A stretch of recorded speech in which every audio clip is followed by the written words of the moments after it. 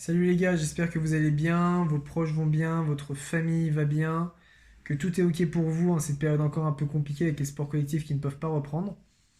Je vous propose cette vidéo justement parce que je vous oublie pas, pour vous proposer différents exercices qui vont vous permettre de travailler à la fois techniquement, tactiquement, cognitivement et physiquement pour être justement prêt au maximum pour la saison qui va venir quand on pourra reprendre justement. Dans cette vidéo qui va suivre, donc je vous propose différents exercices que vous pourrez réaliser, certains totalement individuellement, sans aide, et d'autres exercices qui nécessiteront quand même une aide de la part d'un de vos proches, je sais pas, votre frère, votre sœur, un parent, un ami, ou même entre vous, si vous voyez, vous pouvez réaliser l'exercice entre vous, ça peut être également quelque chose de très intéressant. Donc dans la vidéo, je vais vous proposer différents exercices. Bien sûr, vous faites ceux que vous pouvez faire en fonction du matériel que vous avez, en fonction de l'espace que vous avez, etc. Mais il est quand même important que vous fassiez un maximum d'exercices, ceux que vous pouvez faire en tout cas.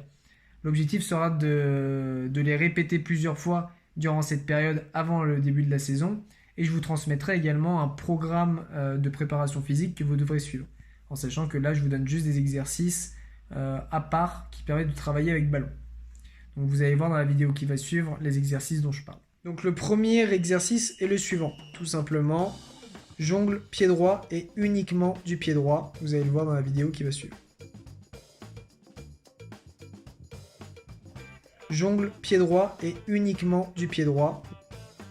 Le second exercice est sur la même base. Donc vous allez réaliser des jongles de votre pied gauche et uniquement de votre pied gauche. Vous allez le voir dans la vidéo qui va suivre, encore un exemple comme à chaque fois.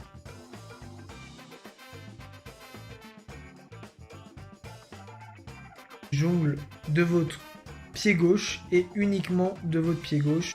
Le troisième exercice de jongle consistera à alterner vos pieds. C'est-à-dire que vous allez jongler du pied droit, puis du pied gauche, puis du pied droit, puis du pied gauche. Vous allez pouvoir voir également dans la vidéo qui va suivre en quoi ça consiste.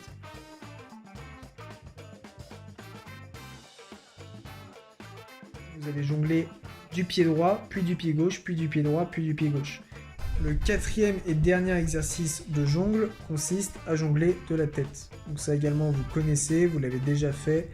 Exemple quand même dans la vidéo qui va suivre, mais je pense qu'il n'y a pas de souci pour ça. Et dernier exercice de jongle consiste à jongler de la tête. Donc voilà, là je vous ai proposé différents exercices de jongle très simples que vous faisiez déjà à l'école de foot je pense et que vous faites parfois chez vous. Des jongles pied droit, des jongles pied gauche, des jongles de la tête, des jongles alternés. Vous pouvez rajouter un autre exercice sur les jongles, c'est un exercice de jongle libre, donc où l'objectif est juste de ne pas faire tomber le ballon par terre, mais vous pouvez utiliser toutes les surfaces de contact utilisables en football. De plus, si vous voulez complexifier encore la chose, et je vous le conseille très fortement pour vous rapprocher justement de la réalité de match, ça va être de jongler en réalisant un effort intellectuel, c'est-à-dire par exemple réciter des tables de multiplication pendant que vous jonglez, ou répondre à des questions que quelqu'un vous pose pendant que vous jonglez. À quoi ça va servir?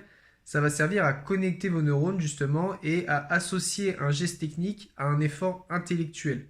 Donc ça va vous permettre justement d'associer ces deux choses-là.